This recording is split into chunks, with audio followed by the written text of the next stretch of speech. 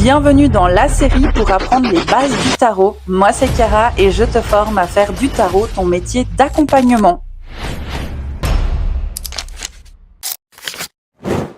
Hier, je te parlais des deux grandes catégories du tarot et aujourd'hui, on va se concentrer sur les 56 cartes mineures et ce qu'elles révèlent dans un tirage.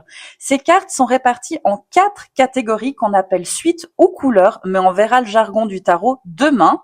Et donc, ces suites t'aident à comprendre de quel domaine de vie la carte s'exprime.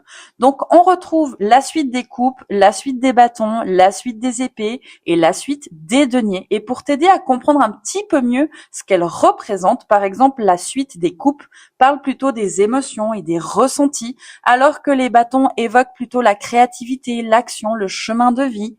Et les épées, elles, montrent plutôt ce qui est en relation avec le mental, les décisions et les conflits, alors que les deniers concernent plutôt le corps, le concret, la matière et aussi l'argent.